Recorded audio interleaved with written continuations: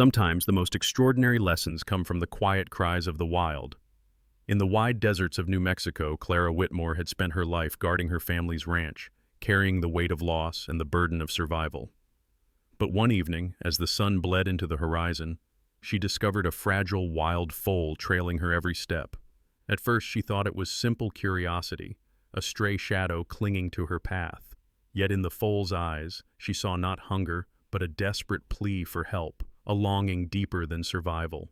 What Clara uncovered next would change not only the foal's destiny, but her own heart forever. If you enjoyed this video, please subscribe to my channel to watch the next stories by clicking the subscribe button right below this video. Thank you, amen. The late afternoon sun burned low over the mesas of northern New Mexico, spilling a molten orange across the desert grasslands. The air carried that peculiar mixture of sharp sagebrush and dry earth, the scent of a land that had been kissed by centuries of wind and fire. Cicadas rasped in the distance, and from the horizon, the faint shadow of gathering storm clouds threatened a restless night. It was autumn now, though the heat still lingered like a stubborn memory. To the west, the town of Silverton, a dusty community clinging to the railroad and cattle trade, pulsed faintly with the hum of its only bar and the creak of an old windmill. But beyond the town stretched the open wild, and within it, the Whitmore Ranch, where a lone rider moved slowly across the fading light. Clara Whitmore sat tall in the saddle of her black mare, a horse named Midnight Rose. At 34, Clara carried herself with the posture of someone shaped by hard work and harder seasons. She was slender but strong, with wiry muscle defined by years of mending fences, hauling hay, and sleeping under open skies. Her face bore freckles that the sun had deepened over decades, and a faint scar ran just under her left eye, a mark from when she was thrown from a bronco at 16. Clara's auburn hair was pulled into a practical braid, tucked beneath a weathered cream cowboy hat that had belonged to her father. Her hazel eyes, calm yet shadowed, betrayed a woman who still carried grief like an invisible saddlebag. Her mother, Margaret Whitmore, had died suddenly 3 years earlier from a heart attack. Margaret had been known in Silverton as a woman of warmth and sharp wit, a Sunday school singer who had believed every creature deserved compassion. The suddenness of her loss had carved something out of Clara's heart, leaving her with a private quietness that few could breach. Since that day, Clara had made a vow. She would keep the ranch alive not only as a livelihood but as a shrine to her parents' sacrifices. Her goal was simple but unyielding. Keep the Whitmore land whole, keep its fences strong, keep its stories alive. Midnight Rose, the horse beneath her, was a tall, muscular mare with a glossy coat that seemed to absorb the fading light. Her black mane flowed like a banner in the wind, and her amber eyes shimmered with intelligence. Rose was 12 years old, steady and trustworthy, but with a streak of stubbornness that mirrored Clara's own. The mare had been a gift from Clara's father, Samuel Whitmore, before his passing, and Clara trusted her instincts more than most humans. The ride that evening was part of Clara's ritual. Patrol the southern fence line, check the water troughs, and make notes in her small leather-bound journal, another heirloom from her father. Every mark in that book was a record of the land's breath. The broken posts, the shifting cattle counts, the coyotes roaming too close. Tonight, though, Clara felt the solitude more heavily than usual. The sky was too wide, the silence too sharp. As she reached the ridge, Rose snorted and pricked her ears, muscles stiffening. Clara eased her reins, scanning the scrub ahead. The desert opened before her like an amphitheater of stone and shadow. At first, she saw nothing but wavering grass. Then, a flicker of movement near a sandstone boulder. Clara narrowed her eyes. It was not a deer nor a coyote. Out from behind the rock stumbled a young foal, its coat a dusty dark brown, nearly black in the dying light. The creature couldn't have been more than 4 months old. Its legs trembled with each step, thin as willow branches, and ribs showed stark beneath its dull coat. Clara inhaled sharply. Wild foals were rarely seen alone. Mothers kept them close for nearly a year. Something about the animal's gait, hesitant yet determined, tugged at her. The foal stopped a few paces away, its head lowered, and stared at her with enormous dark eyes. Those eyes were not wild in the way she expected, not fiery or defiant. They were pleading. For a moment, Clara thought of her mother. Margaret had always told her that animals could speak in silence if you learned to listen, and in those eyes, Clara felt she was being asked a question she wasn't ready to answer. "Easy there, little one," she whispered, her voice carried by the dry wind. Rose shifted uneasily, sensing the oddity of the moment. The foal took another faltering step forward, and Clara saw it more clearly. Patches of its fur matted, a faint raw mark circling its neck, as though a rope had once bitten into its skin. Clara's heart tightened. "Lord," she muttered, "what happened to you?" She swung down from Rose, her boots crunching against the brittle grass. Standing face to face with the foal, she moved with the patience of someone who had gentled horses all her life. Yet what struck her was the stillness of the foal. It did not bolt. Instead, it made a soft sound, not a whinny, not a cry, but something in between, a sound that cut through her defenses. The ranch was no stranger to hardship. Clara had fought droughts that emptied the riverbed, banks that circled like vultures demanding payments, and storms that tore down barns. But never had she been asked to shoulder something like this, the life of a creature already pushed to the edge. As she extended her hand cautiously, the foal swayed, but did not retreat. It lowered its muzzle slightly, as if sniffing her out, as if weighing whether trust was possible. Clara felt something stir inside her chest, not unlike the ache she had felt when her mother's voice went silent forever. The foal's presence was a question. Could she carry the weight of another soul's survival? "Shadowlight," she murmured suddenly, naming it as if the name had been waiting all along. The foal's coat seemed to drink the twilight, its fragile body outlined against the sinking sun. Yes, Shadowlight fit. Rose exhaled sharply, stamping her hoof. Clara glanced back at her mare and gave a reassuring pat. "We're not alone, girl. Seems we've got company." The wind shifted, carrying the smell of distant rain, and Clara looked once more at Shadowlight. She knew what the law would demand. Wild foals without mothers were to be reported, collected, and often put down if survival seemed impossible. The bureaucracy of wildlife management cared little for miracles. But Clara was her mother's daughter, and Margaret Whitmore's voice seemed to echo inside her chest. Sometimes, mercy is the only law worth following. The sun dropped lower, bleeding the sky into crimson and violet. Shadowlight stumbled closer, his sides heaving with effort, but his eyes fixed on her with desperate resolve. Clara realized then, this was not curiosity. This was not coincidence. This was a cry for help. And in that realization, Clara felt the sting of tears she had not expected. She sank to one knee in the dry grass, letting the foal stand near enough for the soft brush of its breath to graze her hand. Against all the storms of her life, Clara had never felt such a fragile, sacred plea. For the first time in years, she whispered to the emptiness of the desert, "Mama, what do I do now?" The answer did not come in words, but in the gentle weight of Shadowlight leaning toward her, eyes wide with both terror and trust. And Clara, against all reason, knew she could not turn away. The desert night fell quickly in New Mexico, swallowing the horizon in shades of cobalt and ink. Clara Whitmore led Midnight Rose by the reins while keeping a watchful eye on the fragile foal trailing behind her. The little creature, Shadowlight, moved unsteadily, his legs trembling as if each step was a question to the earth itself. Clara had tied a loose length of rope into a soft loop, not as a tether but as a guide, allowing him to follow without pressure. The foal's sides heaved with exhaustion, but he pressed forward as though the glow of the lantern Clara carried was the only beacon he could trust. Whitmore Ranch stood at the edge of a dry arroyo, its wooden structures weathered by decades of sandstorms. The main house, a two-story homestead built by Clara's grandfather, bore a porch with peeling white paint and a rocking chair that creaked in the wind. The barn loomed dark against the horizon, flanked by cattle pens and a half-collapsed windmill that whined whenever the breeze shifted.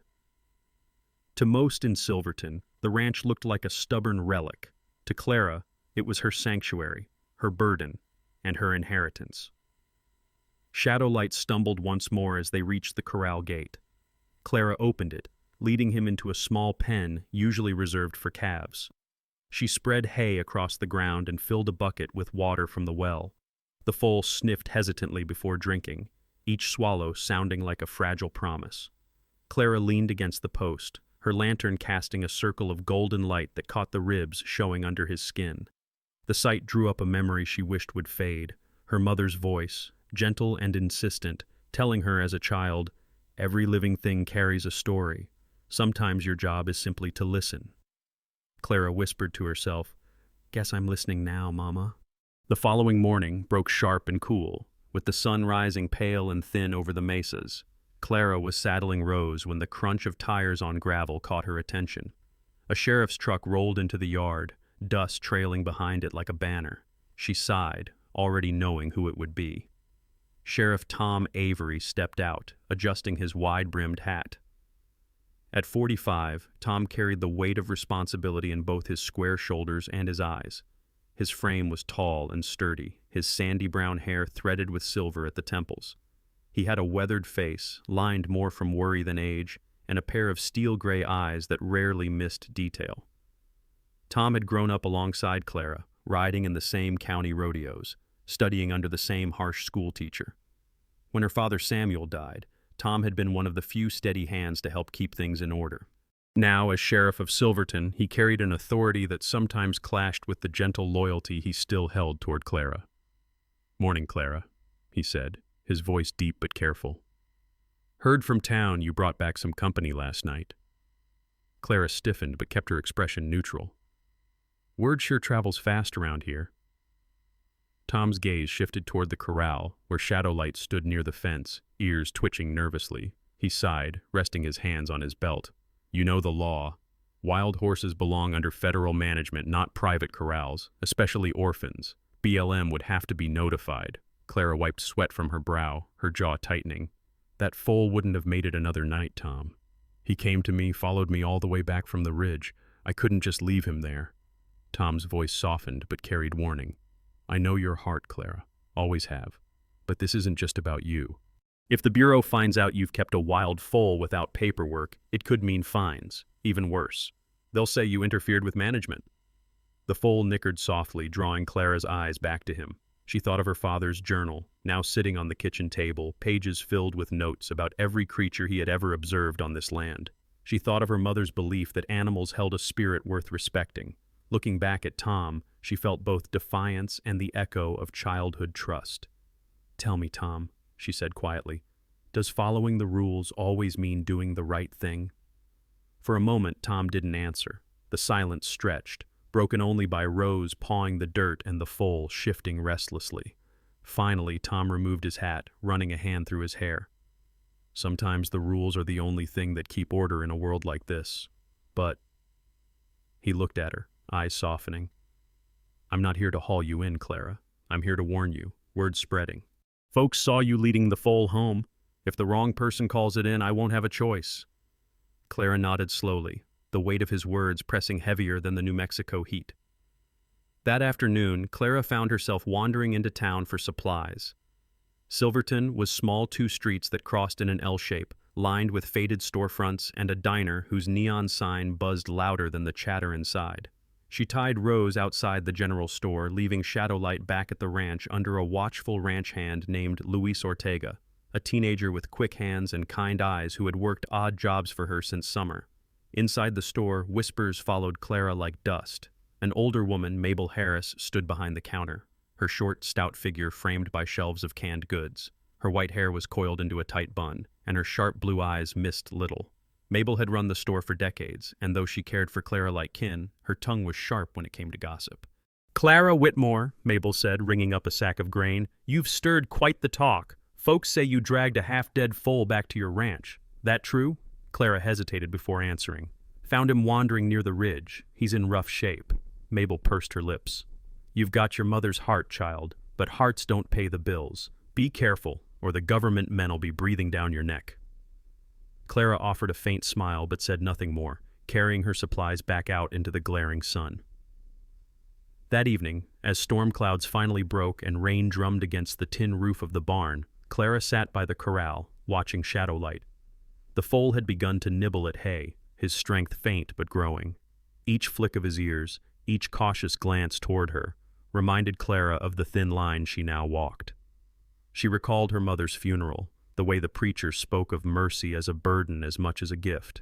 She remembered her father's calloused hands guiding hers when she first learned to ride, telling her, "Land is nothing without the life it carries." Now she was caught between those teachings and the rigid structure of laws written far from Silverton's dusty streets. Shadowlight was more than a foal. He was a test, a mirror, maybe even a wound torn open from her past losses. Clara reached through the fence, letting her hand hover near his muzzle. He hesitated before brushing against her palm, soft and trembling. She closed her eyes briefly, swallowing the lump in her throat. Sheriff Tom's words echoed in her mind, but so did her mother's. She did not yet know which voice would guide her, but she knew one thing. The foal had chosen her, and that choice had already bound her heart. As the rain slowed to a mist and night deepened, Clara whispered into the shadows, "We'll figure this out together, Shadowlight, no matter the cost." The desert morning rose quiet, though uneasy. The rain from the night before had washed the air clean, leaving the smell of damp earth clinging to the mesas.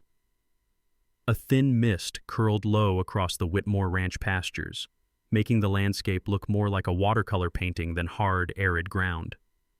Clara Whitmore leaned against the fence rail of the small corral where Shadowlight stood, her coffee steaming in the chill. The foal lifted his head at her approach, his dark eyes clearer than when she had first found him, though his ribs still pushed sharply against his skin. Clara sipped from her mug, scanning the foal carefully. Something had bothered her since the moment she brought him in. It wasn't only the gauntness or the way he leaned toward her hand with unnatural trust. It was something beneath his mane, half hidden under the growth of dull fur. She set her mug down and eased closer. Shadowlight flinched at her touch, but didn't run. With careful fingers, Clara brushed his neck, parting the tangled hair. Her breath caught. Around his throat, just behind the left ear, lay a faint scar, a raw circle of skin, healed but unmistakable, a rope mark. Someone had thrown a lasso around this foal. He hadn't been abandoned by chance, he had been caught, and then somehow left behind. "Who did this to you?" Clara whispered, though she knew Shadowlight could not answer. The foal whickered softly, shifting closer to her as if her voice alone gave him comfort. Clara's chest tightened. This wasn't just a rescue. It was a mystery with human hands behind it. By mid-afternoon, Clara had taken Rose into town again for supplies. Silverton was busier on Fridays when ranchers came in for feed and families stocked their pantries. As Clara tied Rose outside the post office, she felt the weight of eyes. Conversations hushed when she passed by, whispers swirling like desert dust. Inside the diner, she caught snatches of talk. "That Whitmore girl's hiding something. Saw a foal in her corral. Bet you it's stolen." Wouldn't be the first time folks tried to keep what ain't theirs. Clara ignored the sting, ordering coffee and sitting in the far booth. The waitress, Sarah McKenna, approached with her usual briskness. Sarah was in her late 30s, a tall, lean woman with ash-blonde hair tied back in a bun. Her face was lined prematurely, not from age but from years of hardship. She was a widow, her husband killed in a tractor accident 5 years earlier, leaving her to raise 2 boys on her own. Sarah had a reputation for honesty sharp as barbed wire, but those who knew her well also saw her compassion, tucked beneath layers of guarded practicality. "Coffee?" Sarah asked, though her eyes narrowed. "Heard you've got a foal up at your place." Clara raised an eyebrow. "Word travels faster than the train," Sarah shrugged. "Folks talk. Some are saying it's a branded animal, maybe from that busted roundup north of the canyon. If so, the feds will be knocking sooner rather than later." She set down the coffee with a soft thud. "Be careful, Clara. I know your heart's good, but this town's quick to judge." Clara nodded quietly. She appreciated Sarah's bluntness, even when it cut close. "Thanks for the warning." Later that day, Sheriff Tom Avery arrived at the ranch. Clara saw the dust cloud of his truck long before he parked. Tom stepped out, carrying the same tired look she had seen too often lately. "Clara," he called, resting his hands on his belt. "We need to talk." She met him at the corral where Shadowlight watched warily from behind the rails. Tom studied the foal, then looked back at her. "Word's getting ugly in town. Some are saying you've got a stolen horse. My captain in Santa Fe heard a report about a missing foal from a government roundup gone bad. Now they want me to look into it." Clara bristled. "Shadowlight wasn't stolen. He was half dead when I found him. If someone had him before, they sure as hell didn't care for him." Tom sighed. "I believe you, but belief won't hold in front of paperwork. The scar on his neck." He stopped, realizing she'd already found it. "You saw it, didn't you?" Yes, Clara said firmly. Someone roped him, maybe tried to break him, then left him to die. Tom looked away, the weight of duty heavy in his posture. Clara, I'm caught in the middle. You know I care about you, about your family's land. But my badge ties my hands. If I don't file a report, someone else will. And if the Bureau comes storming in, they won't be gentle. A silence stretched between them, thick as the desert heat. Clara crossed her arms, her gaze fierce. So what are you going to do, Tom? Follow the law or follow your conscience? His jaw worked, but he didn't answer. That evening, Clara sat on the porch, shadow light resting in the pen nearby. The sun bled red across the sky, throwing long shadows over the ranch. Luis Ortega, the young ranch hand, came up carrying a bundle of kindling. Luis was 17, with dark hair always falling into his eyes and a shy smile that made him look younger than he was. He was wiry, strong from years of hauling bales and fixing fences, but gentle in a way most ranch hands weren't. His family had immigrated from Mexico a decade earlier, and his father worked long shifts at the local quarry. Luis often bore the brunt of prejudice in Silverton, yet he carried himself with quiet dignity. "Miss Whitmore," he said, dropping the wood into the basket by the door. "People in town. They're saying bad things, that the foal is stolen." Clara exhaled slowly.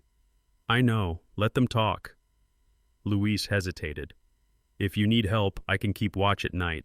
Make sure no one comes snooping." Clara smiled faintly. "That's kind of you, Luis. But this isn't a fight fists can win. It's hearts and laws." Shadowlight lifted his head then, nickering softly as though agreeing. Clara looked at him, her heart aching. She knew the foal wasn't just an animal to her anymore. He was a reminder of her mother's mercy, her father's steadfastness, and the fragile line between survival and loss. The next morning, Clara received an unexpected visit. A man named Earl Jensen, a horse trader with a reputation as slippery as an oil slick, pulled up in a rusted pickup. Earl was in his 50s, broad-bellied, with thinning hair and eyes that darted like a fox. He leaned against his truck, chewing on a toothpick, his grin crooked. "Afternoon, Miss Whitmore," he said, tipping his stained hat. "Word is you've got yourself a foal. I make it my business to know about animals in this county. Figured I'd offer to take him off your hands before the feds make trouble for you." Clara's eyes hardened. "Not interested." Earl's grin faltered slightly, then turned sly. "Be smart, Clara. Folks are already talking." "A foal like that, worth a pretty penny if you know the right buyers." Clara stepped forward, voice sharp. "He's not for sale. Not now, not ever. You can turn your truck around." For a moment, Earl's smile slipped into something darker, but he raised his hands in mock surrender. "Suit yourself, but don't say I didn't warn you." He spat the toothpick onto the ground, climbed into his truck, and drove off, leaving a trail of dust behind. Clara stood there long after he'd gone, unease coiling in her gut. Shadowlight pressed his muzzle against the fence, watching her with trust she didn't deserve. That night, the ranch felt heavier, as though the desert itself held its breath. Clara walked the perimeter with Rose, lantern light sweeping over fence posts. The silence was broken only by the restless shifting of shadowlight in the corral. She paused, brushing her hand over the foal's scar again. Whoever had tried to capture him had left more than a wound, they had left a story unfinished, and now that story had tangled itself with hers. Clara whispered into the night, "I don't care what they say. You're not stolen. You're mine to protect." Above, the stars burned cold and sharp, bearing witness to her vow. The desert winds rose hard that morning, sweeping dust into the pale sky. Clara Whitmore leaned against the corral rails, her gaze fixed on Shadowlight. The foal had grown steadier these past days, his coat catching the light with hints of health returning. He had begun to trust her fully, pressing his muzzle against her hand with a sigh that felt almost human. Midnight Rose, Clara's old mare, stood watch nearby, ears flicking whenever Shadowlight moved. The bond between them deepened daily, but it was fragile, like glass stretched too thin. Clara knew the risk. Every whispered conversation in Silverton, every shadow that lingered too long in the diner, told her the storm was coming. Still, she spent hours with Shadowlight brushing the dust from his coat, coaxing him with oats, speaking softly as though her words could weave a shield strong enough to keep him safe. By late afternoon, the storm arrived, not of weather, but of men. A white government truck rolled down the dirt drive, its tires grinding against gravel. Clara stiffened instantly. She knew that insignia on the door, the Bureau of Land Management. Two agents stepped out, straight-backed in pressed uniforms that clashed with the dusty earth. The first was Agent Russell Crane, a man in his 50s with broad shoulders and thinning black hair combed back to a sheen. His eyes were cold gray, unblinking, the sort of gaze that calculated before it judged. His reputation had reached Silverton long before this visit. A man of procedure, sharp with his reports, unyielding with his rulings. Crane had served the Bureau nearly 3 decades, losing his first wife in a long-ago divorce brought on, locals whispered, by his obsessive devotion to rules. Beside him walked Agent Melanie Foster, younger, in her early 30s. Melanie was tall, with straight brown hair tied tightly, green eyes alert and intelligent. She carried herself with brisk precision, though a faint softness lingered when she looked at the animals. Raised on a small Colorado farm, she had joined the Bureau after watching her family lose their grazing rights. To outsiders, she was professional, but to those who worked closely with her, she sometimes showed cracks of empathy she struggled to hide. "Miss Whitmore," Crane said, his voice like dry stone. "We've received reports you're housing a wild foal. We'll need to see him." Clara's heart kicked hard, but she forced herself to stand firm. "He was dying when I found him. I couldn't leave him out there." "That's not the question," Crane replied sharply. "The law is clear. Wild equine belong to federal jurisdiction. If you keep him here, you're in violation." Melanie glanced toward the corral, her expression softening at the sight of Shadowlight. "He looks undernourished. Did you tend his wounds?" Clara nodded, her voice steady but low. "He had rope scars. Someone caught him before, then abandoned him." For the first time, Melanie's mask cracked, her brows furrowed with something like pity. But Crane's expression didn't shift. "We'll be taking him today," Crane said flatly. The words struck Clara like a hammer. She stepped closer, her hands curling into fists. "He won't survive another roundup. He barely stands now." "That's not your decision," Crane said. His tone carried the finality of a judge. The silence stretched, broken only by Shadowlight's small nicker. Midnight Rose stamped her hoof, sensing Clara's tension. The agents gave Clara until sundown to comply. After they left, Clara collapsed on the porch steps, her chest burning with anger and despair. Luis Ortega, the ranch hand, approached quietly, his dark eyes filled with worry. "They'll come back, Miss Whitmore," he said softly. "Maybe with a trailer, maybe with more men." Clara rubbed her temples. "If they take him, Luis, it's a death sentence. He'll be lost in some holding pen, or worse." Luis hesitated, then whispered, "Then maybe don't let them. There are ways. I can help you move him if you need." Clara looked at him, torn between gratitude and fear. "I won't run. Not yet, but thank you." That night, Clara tried to rest, but sleep never came. The ranch was too still. Even the coyotes kept their distance, as though the desert itself held its breath. Shadowlight moved restlessly in the corral, pacing, tossing his head. Then came the sound that wrenched her heart. A cry. Not a whinny, not the high call of a foal for food. It was deeper, raw, like something torn from his chest. Shadowlight screamed into the darkness, again and again, as though calling to someone only he could sense. Clara rose, wrapping a shawl around her shoulders, and hurried out into the night.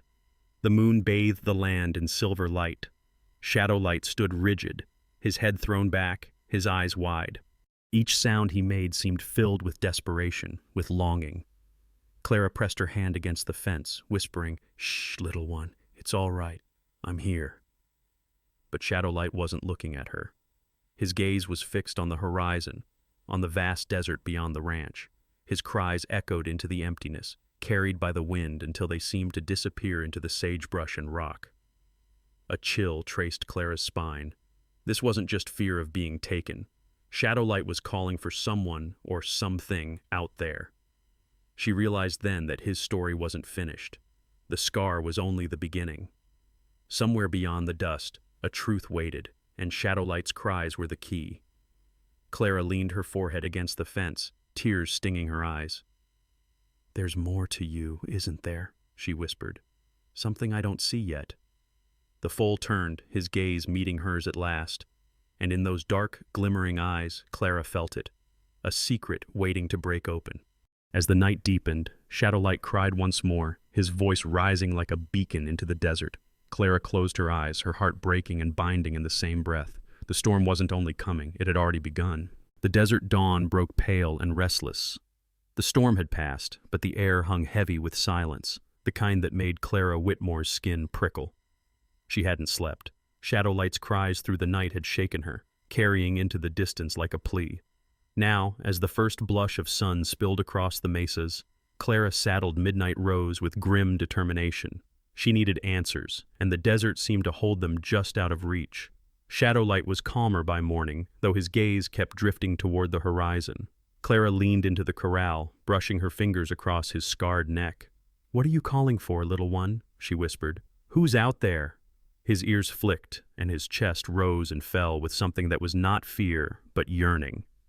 Sheriff Tom Avery arrived mid-morning, his truck crunching up the drive. He looked more worn than ever, his steel-gray eyes clouded with the weight of both duty and friendship. "Clara," he said, stepping out, "the Bureau's pressing. They'll be back this afternoon with paperwork. They won't leave without him." Clara stiffened. "Then we don't let them take him." Tom's jaw tightened. "You're putting me in a corner, Clara. I'm your friend, but I'm still sheriff. If I don't act, they'll come down harder. I can't stop them." Before Clara could answer, Shadowlight lifted his head sharply, ears straining. A sound drifted faint across the morning air, a low, rolling whinny, mournful and urgent. Clara froze, her pulse racing. "What was that?" Tom asked, already scanning the horizon. Shadowlight whickered loudly in response, pacing the corral, eyes fixed on the open desert. Clara's breath caught. It wasn't random. He was answering. By late afternoon, the Bureau's white truck reappeared. Agent Russell Crane stepped out, the lines of his face cut deeper by the merciless sun, his cold gray eyes fixed on Clara with bureaucratic finality. Agent Melanie Foster followed, her expression tight but conflicted. "Miss Whitmore," Crane said, "we gave you time. The foal comes with us now." Clara swallowed hard, her hand resting on the gate latch. "You don't understand. Something's happening. He's calling to someone." Crane's mouth thinned. "Enough stories. Step aside." But before the confrontation could rise further, a noise rolled across the valley like thunder, the pounding of hooves. Everyone turned. From the ridge beyond the arroyo, a figure emerged. A mare, jet black, her coat shimmering like obsidian under the sun. She descended the slope with fierce grace, mane whipping in the wind. Her eyes, amber and burning, scanned the land until they locked onto the corral. She whinnied, a raw, desperate sound that carried across the space like a mother's cry. Clara's breath caught. "It's her," she whispered. "His mother." The mare approached cautiously, muscles taut, nostrils flaring. Her sides bore old scars, a healed rope burn across her flank, proof of a struggle survived. She was wild but regal, her movements carrying both weariness and relentless strength. Clara's throat tightened at the sight. Shadowlight's response was immediate. The foal pressed against the rails, calling in high, frantic whinnies, his body trembling with recognition. He pawed the ground, desperate to break free. Melanie Foster stepped forward, her green eyes wide. This is unprecedented. Maternal tracking behavior in the wild this far? I've never seen it." But Crane's expression hardened further. "It doesn't matter. Wild equines still fall under federal jurisdiction. Both animals will be removed." Sheriff Tom glanced at Clara, his face torn. "Clara, what are you going to do?" The moment stretched, breathless, until Clara felt the decision rise inside her like a tide. She looked at Shadowlight, at the desperate fire in his eyes, then at the mare, her call echoing with raw need. "They belong together," Clara said, her voice steady despite the tears burning her eyes. Crane's jaw tightened. "Don't be foolish. Step away from that gate." But Clara's hands moved anyway. She slid the latch free, her heart pounding. The gate creaked open. Shadowlight burst forward like a released arrow, galloping straight to the mare. She lowered her head, nuzzling him with a sound both soft and guttural, a language older than any law. The foal pressed against her chest, their bodies shuddering as though stitched back together after being torn apart. Everyone watched in stunned silence. Even Crane stood immobile, gray eyes flickering with the faintest crack of doubt. Melanie whispered, almost to herself, "You weren't abandoned. You were searching for each other." Luis Ortega had come running from the barn when the cries began, sweat streaking his brow, his teenage eyes wide with wonder. "Madre de Dios," he whispered. She found him. Clara's hand shook as she gripped the gatepost, watching the reunion. "All this time," she murmured, voice breaking. "He wasn't calling for me. He was asking me to help him find her." Tom removed his hat, bowing his head as though witnessing something sacred. "Guess the desert carries more truth than the law sometimes." The mare nudged Shadowlight, and the foal answered with another cry, this time no longer desperate but triumphant. Clara felt her chest split with both joy and sorrow. She had grown attached, but it was never about ownership. It was about return. Crane finally broke the silence, his tone low but still rigid. "Miss Whitmore, you've just made things worse for yourself. But—" He stopped, eyeing the mare and foal circling each other, the undeniable evidence of bond. "This will require further evaluation." Melanie's voice cut through, calm but firm. "Sir, this is evidence of strong maternal behavior. Removing them now would disrupt survival. We need to reconsider protocol." Crane's eyes narrowed, but he said nothing more, retreating toward the truck. As the sun set, painting the sky in crimson and violet, Clara leaned against the fence, her eyes wet with tears she no longer hid. Shadowlight pressed close to his mother, the two of them silhouetted against the glowing horizon. Tom stepped closer, his voice quiet. "You did what no one else would have dared, Clara. You gave him back what he lost." Clara nodded, unable to speak, her heart heavy but bound with a strange new light. In the deepening dusk, the desert carried the sound of the reunited pair, a harmony of calls, raw and beautiful, echoing across the land. And Clara understood. Her role was never to keep him, but to be the bridge back to where he belonged. The evening light lay heavy on the valley, burnishing the land with strokes of gold and fire. Dust swirled softly around the corral where the black mare stood pressed tightly against her foal. Shadowlight trembled in her embrace, their bodies touching as though stitched back together after being torn apart. Their cries, low and mournful, echoed across the land with a resonance that silenced even the restless wind. It was not the sound of wild horses, it was the sound of reunion, a sound so raw that it carved into the hearts of all who heard it. Sheriff Tom Avery removed his hat, bowing his head as if in reverence. Agent Melanie Foster stood nearby, her green eyes shining with something uncharacteristic of federal procedure, wonder. Even Russell Crane, stiff and stony, faltered as he watched the mare nuzzle her foal with such relentless devotion. For once, the man's face betrayed uncertainty. Word of the moment had traveled quickly. By dusk, a handful of townsfolk stood along the fence line, murmuring in awe. Among them was Sarah McKenna, her apron still dusted with flour from the diner kitchen. She stood tall and lean, her face creased from years of hardship, her eyes softened by what she witnessed. Her two young sons clung to her hands, wide-eyed, silent for once. For Sarah, who had lost so much in her own life, the sight seemed to pour balm on old wounds. Near the barn, Luis Ortega leaned against a post, chest rising with quiet pride. He had worked the land long enough to know hardship, to know how fragile life could be. But this was something he had never seen, a miracle born not of man's hand, but of nature's stubborn will. The air was thick with silence when Shadowlight turned his head. His dark eyes, gleaming with reflected sunset, locked on Clara. For a heartbeat the world narrowed to that gaze. Gratitude wordless, eternal shone there. Clara felt her breath catch. It was as though the foal had reached into her chest and pressed his thanks against her very soul. She whispered, though the words were for him alone, "You're home now." Russell Crane broke the silence with a sharp cough, as though reminding the earth itself that rules still mattered.